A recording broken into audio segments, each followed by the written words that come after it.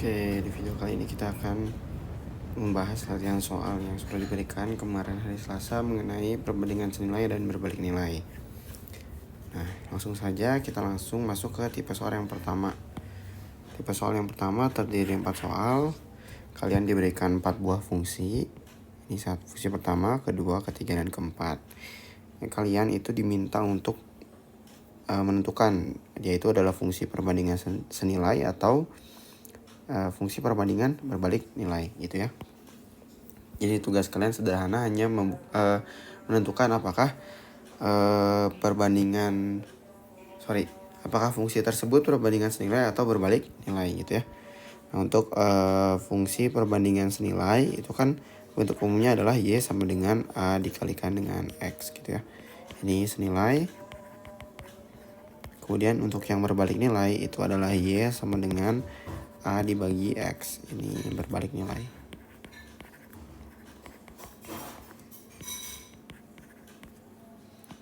Kemudian untuk fungsi yang senilai gitu ya.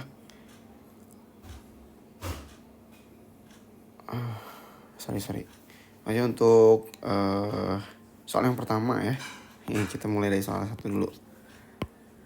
Oke, jadi untuk soal 1 fungsinya adalah x sama dengan 4y. Nah, kalau misalkan kalian lihat x sama dengan 4y, fungsi ini tidak sesuai baik itu dengan fungsi yang senilai atau berbalik nilai. Nah, kuncinya kita harus mengubah dulu bentuk dari fungsinya gitu ya. Bahwa kalau kalian lihat baik senilai atau berbalik nilai, yang senilai atau berbalik nilai, dia itu y-nya berdiri sendiri. Dia itu tidak memiliki koefisien atau tidak ada angka di depan variabel y gitu ya. Perlu kalian ketahui juga kalau misalkan 4y itu sama dengan 4 dikalikan dengan y gitu ya. Nah, karena baik di fungsi senilai atau berbalik nilai, y itu berdiri sendiri, dia tidak punya angka di depannya. Ya sebenarnya ada koefisiennya 1 ya, cuman tidak kita tulis. Nah, ini lebih dari 1 nih, maka 4 ini dia harus pindah ruas gitu. Yang awalnya di ruas kanan menjadi di ruas kiri bersama si x gitu ya. Nah, ini awalnya kali, nih 4 kan perkalian ya. Kalau misalkan pindah ruas dia jadi bagi gitu. Maka akan menjadi y sama dengan x per 4 gitu. Nah, kalau dilihat juga x per 4 sama dengan y ini sebenarnya dia bentuknya nggak ada juga, baik itu di senilai atau berbalik nilai. Nah, kita harus ubah juga gitu ya. Caranya kita harus konfigurasi lagi si persamaan x per 4 sama dengan y ini menjadi senilai atau berbalik nilai gitu. Gimana caranya? Ini kan x per 4 itu sama dengan x dibagi 4 ya, atau 1 per 4 dikali x misalkan. X per 4 itu sama dengan 1 per 4 dikalikan dengan x gitu. Bisa ketulis seperti ini. Kita tulis 1 per 4 dikali x sama dengan y. Nah, kalau udah seperti ini kalian bisa lihat nih. Kalau ini bentuknya sudah serupa atau sama dengan yang senilai gitu. Dengan 1 per 4 ini dia jadi jadi konstanta perbandingannya ya. Kemudian ini variabel x dan ini sama dengan variabel y gitu.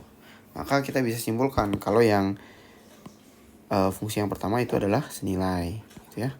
Tulis senilai. Oke, kemudian kita lanjut ke nomor yang kedua gitu. Yang kedua itu fungsinya adalah xy sama dengan 8. Kalau kalian lihat juga tidak ada variabel yang berurutan seperti x ini gitu. Kalau misalkan ngelihat bentuk si senilai atau berbalik nilainya sama seperti soal yang pertama, kita perlu melakukan konfigurasi pada persamaan yang atau fungsi yang diberikan gitu. Ingat, kalau misalkan variabel ditulis berurutan itu sama aja dengan perkalian ya.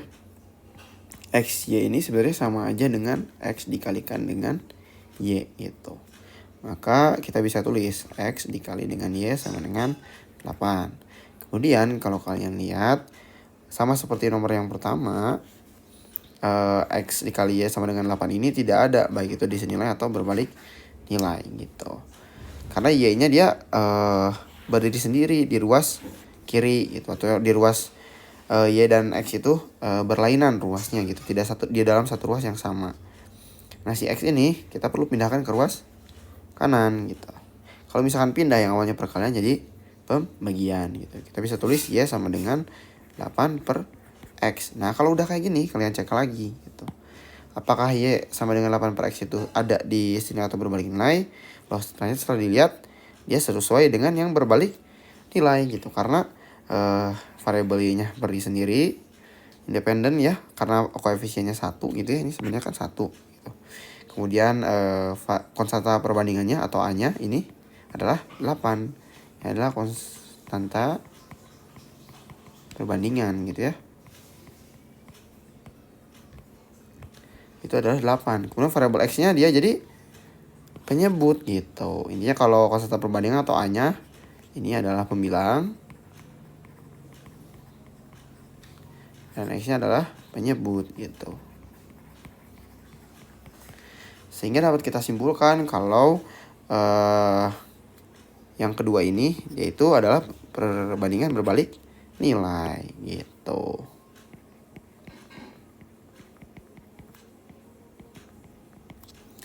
Ya, kita lanjut ke yang poin ketiga nih. Ya sama dengan negatif 5x. Nah, ini kayaknya akan mudah ya. Ya sama dengan negatif 5x. Oke, kalau misalkan kalian lihat Y-nya dia berdiri sendiri gitu ya, koefisiennya 1. Nggak hapus. Koefisiennya adalah 1 gitu ya. Kemudian di ruas kanannya ini ada negatif 5x gitu. Nah, kalau kalian lihat negatif 5 ini adalah konstanta perbandingannya atau A gitu ya.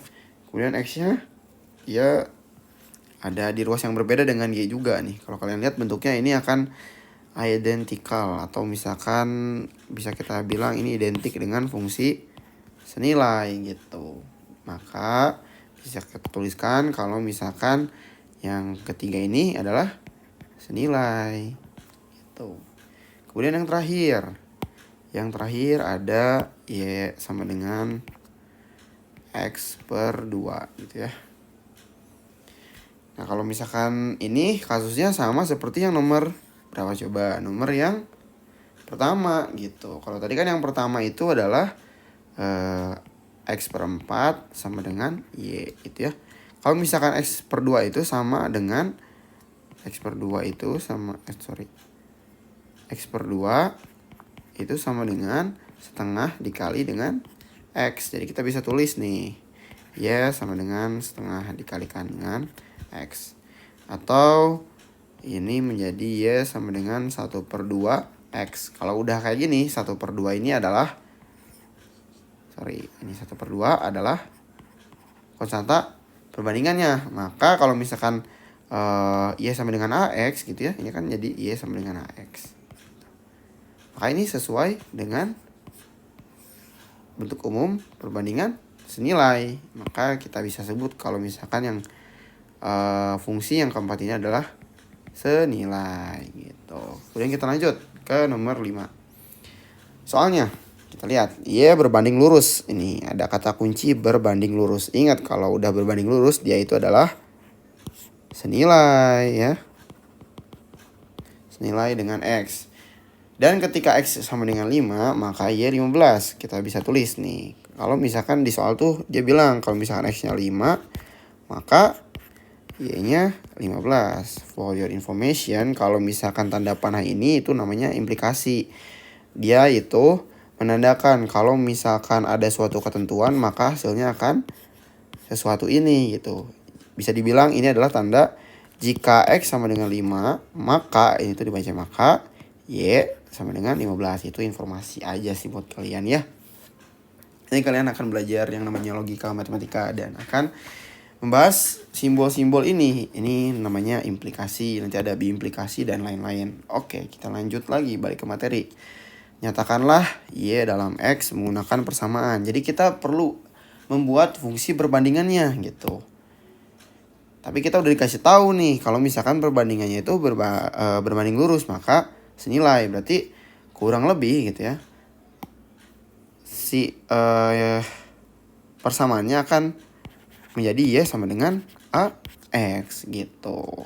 Nah, dari persamaan ini kita bisa mencari tahu berapa sih nilai Y jika X sama dengan negatif 3. Caranya, kalau lihat di soal yang nomor 5 ini, X-nya kita udah diberikan nih. Kemudian Y juga diberikan. Yang kosong itu tinggal A-nya aja nih. Maka dari informasi yang kita dapat, kita bisa mencari berapa sih nilai konstanta perbandingannya. Tinggal substitusi aja. Ganti Y dengan 15. Ini ganti Y ya dengan 15. Ini maka Y-nya diganti dengan 15 gitu. Dapatlah 15 sama dengan A-nya kita tidak perlu ganti, A-nya tetap tulis A. X-nya berapa? Ini dalam kurung atau penulisan dalam kurung seperti ini itu artinya dikali ya. Karena memang AX ini kan sebenarnya yaitu A dikalikan dengan X gitu. Maka kita perlukan penulisannya dengan tanda kurung gitu supaya tidak salah informasi gitu ya. X-nya kita ganti berapa? Dikasihnya berapa nih? X sama dengan 5. Maka X-nya kita ganti dengan 5. 15 sama dengan 5A gitu ya. Sehingga untuk mendapatkan nilai A, ini kita perlu membagi 15 dengan koefisien dari A. Koefisien dari A apa? 5 gitu ya. Maka 15 dibagi 5 gitu. 15 per 5 adalah A-nya 3. Nah, kalau misalkan udah dapet nih A-nya 3, kita balik lagi. Substitusi balik ya. A sama dengan 3 itu ke persamaan umumnya, bentuk umumnya gitu. Sehingga kita dapat kalau misalkan Y sama dengan A-nya kita ganti dengan 3. Kemudian kalikan dengan X gitu. Kalau udah dapet nih si persamaan atau bentuk umumnya, kita tinggal substitusi gitu. Substitusi yang mana? Yang ini gitu. X sama dengan negatif 3. Kalau ini Y sama dengan AX adalah bentuk umum, dan Y sama dengan 3X adalah bentuk khusus. Ini namanya ya, bentuk khusus untuk soal ini aja. Jadi secara tidak langsung kalian sudah menemukan suatu rumus untuk mengerjakan soal nomor 5. Oke, gokil kan? Gokil dong, masa enggak gitu ya. Kita ganti untuk X sama dengan negatif 3. Berapa Y-nya nih? Y sama dengan 3 dikalikan dengan negatif 3. Ingat, kalau misalkan ada perkalian positif dikali negatif hasilnya negatif gitu ya. 3 dikali 3 hasilnya 9. Positif kali negatif hasilnya negatif gitu ya. Sehingga hasilnya menjadi negatif 9. Ini adalah jawaban untuk yang nomor 5. Ya, misalkan kita bikin kesimpulan nih. Jika X sama dengan negatif 3, maka Y sama dengan negatif 9 gitu. Oke. Mantap. Kita lanjut ke nomor yang ke-6 ya. Ke-6. Y berbanding terbalik dengan X. Oke, Y berbanding terbalik nih. Kalau udah ada kata berbanding terbalik, berarti dia berbalik nilai ya. Ketika X 2,5 maka Y sama dengan 10. Nyatakanlah Y dalam X menggunakan persamaan. Hitunglah nilai Y ketika X sama dengan 6. Oke. Ini secara garis besar, secara teknis kalian pekerjaannya sama dengan yang tadi. Cuman kita ini sekarang perbandingannya berbalik nilai, bukan senilai kayak yang soal nomor 5 gitu ya. Kita tulis dulu deh informasi yang kita dapat dari soal. Jika X sama dengan 2,5 maka Y adalah 10 gitu. Oke. Sekarang kita diminta untuk nyatakanlah Y dalam X menggunakan persamaan. Berarti kita akan mencari apanya dulu. Sama seperti soal nomor 5. Kita akan nyari berapa sih nilai A-nya. Karena X yang kita udah tahu, Y-nya kita udah tahu gitu. Berarti kita bisa mencari nilai A gitu ya. Karena dari 3 komponen, 2 sudah diketahui gitu. Kita akan mencari komponen yang hilang gitu ya. Kita bisa tulis untuk bentuk umumnya Y sama dengan A per X gitu ya. Ini berbalik nilai gitu. Nah, sekarang kita substitusi aja. Untuk nilai Y sama dengan 10 ke bentuk umum dari berbalik nilai gitu. Tulis Y-nya kita ganti 10. Kemudian A-nya kita nggak tahu berapa. Per X-nya berapa nih? 2,5 gitu ya. sebenarnya A per 2,5 itu sama dengan ya, A per 2,5 itu A dibagi 2,5. Nah, kalau misalkan kita pengen mencari nilai A, berarti si 2,5 ini perlu pindah ke ruas kiri. Kalau misalkan pindah, yang awalnya pembagian jadi perkalian. Berarti kita bisa tulis 10 dikalikan dengan ini titik ini, artinya dikali ya 2,5 sama dengan A gitu ya. Berarti hasilnya 10 kali 2,5 hasilnya 25 sama dengan A. A-nya kita udah dapet 25. Substitusi balik A ini ke bentuk umumnya ya. Kita akan membuat bentuk khusus untuk soal ini. Maka kita bisa tulis Y sama dengan 25 per X. Nah, kita diminta untuk cari X sama dengan 6. Maka kita tinggal substitusi aja. Untuk X sama dengan 6, maka Y adalah 25 per 6 atau 25 dibagi 6. Ini bentuknya akan menjadi pecahan karena hasilnya bukan bilangan bulat gitu ya. 25 dibagi 6. 25 dibagi 6 yang paling mendekati berapa? 24 kan? 24 itu adalah 6 dikali dengan 4. Jadi di sini kita tulis 24. 25 dikurangi 24 hasilnya 1. 1 dibagi 6 itu tidak bisa. Jadi kita perlu tambahkan 0 di belakang, kemudian tulis koma di sini. 10 dibagi 6. Aduh bersin. Yang paling mendekati kan 1 ya. Karena 1 dikali 6 itu 6. Kalau misalkan dikali 2 itu 12. Jadi kita bisa tulis 1 gitu ya. 6 kali 1 6. 10 kurang 6 4. 4 perlu ditambahkan 0 lagi nih. 40 dibagi 6 paling mendekati berapa? 6 ya, 36. Kita tulis 36. Udah 40 dikurangi 36. Loh hasilnya 4 lagi. Itu sama seperti yang sebelumnya. Ya udah kita tulis aja 2 angka di belakang koma. 4,16 gitu ya. Maka Y-nya kita dapat 4,16.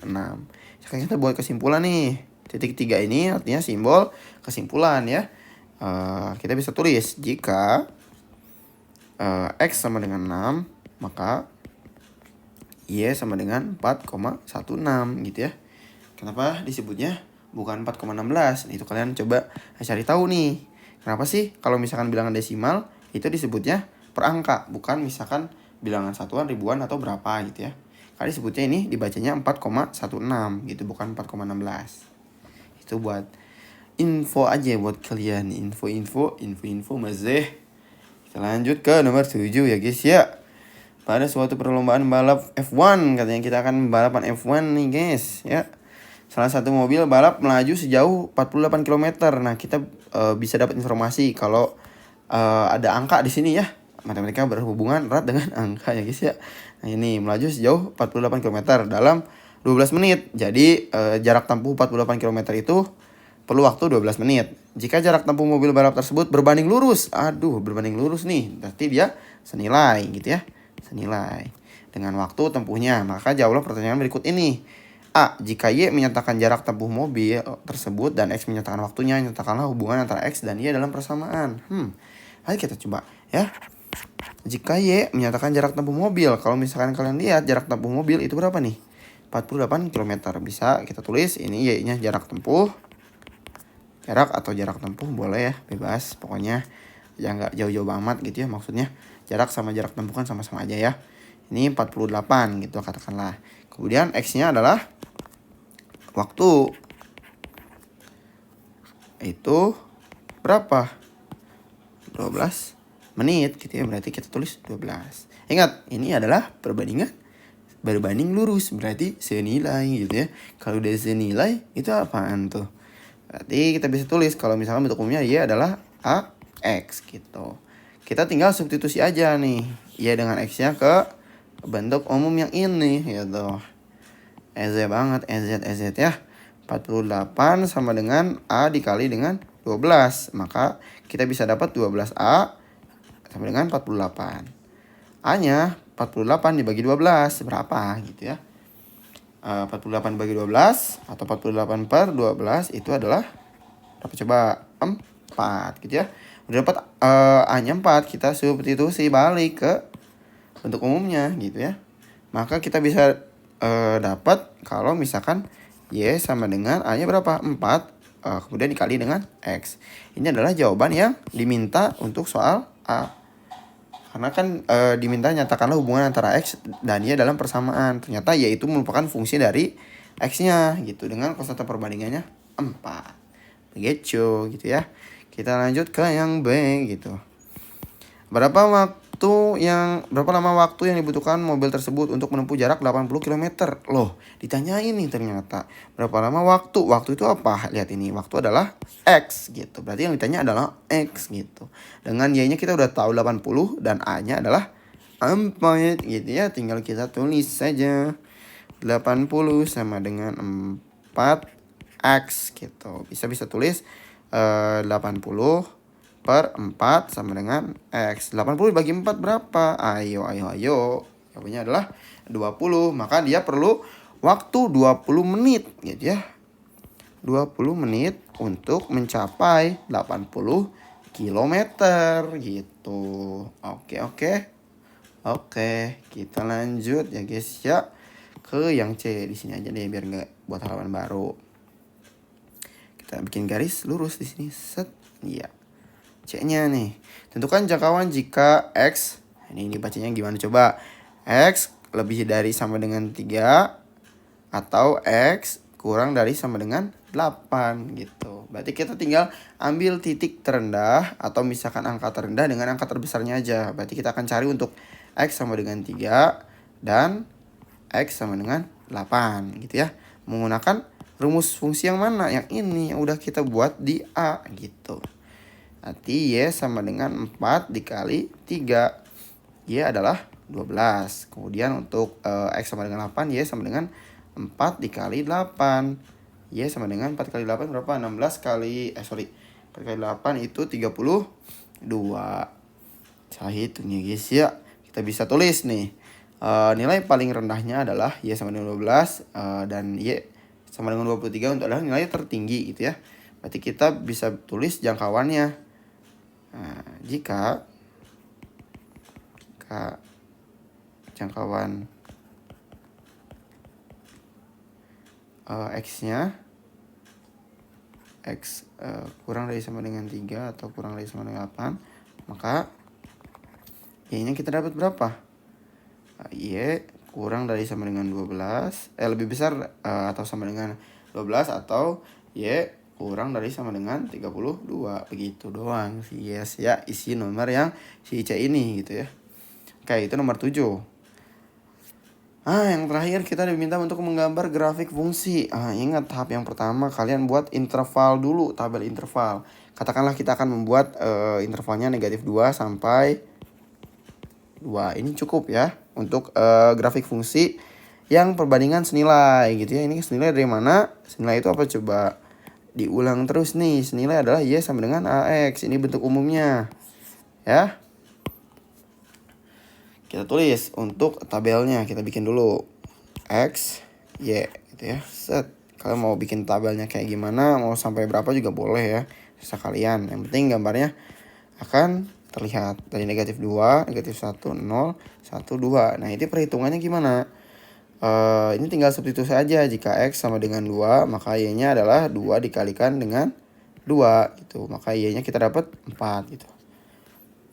Jadi 2-nya adalah 4, satunya 2 dikali 1, 2, 2 dikali 0, 0, 2 dikali 1, negatif 2.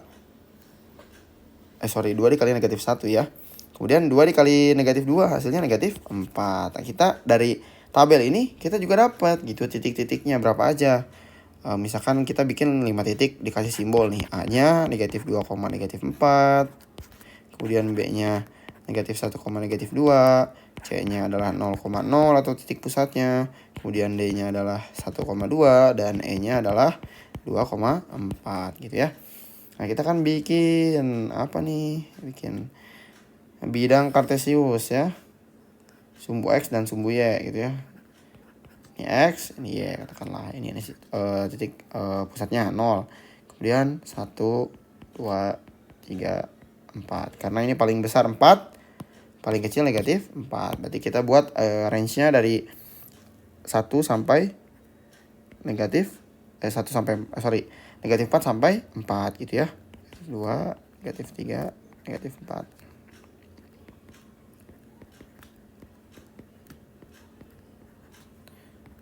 2, 3, 4. Nah, ini ya. Oke, kita gambar titik A-nya, negatif 2, negatif 4. Di mana tuh? Ini, ya. Ini A, negatif 2, negatif 4 nih. Karena Bapak sudah pro, Bapak tidak perlu garis bantu lagi ya guys ya. Kalau misalkan kalian masih belum paham, kan boleh pakai garis bantu gini, nggak usah gengsi-gengsi ya guys ya.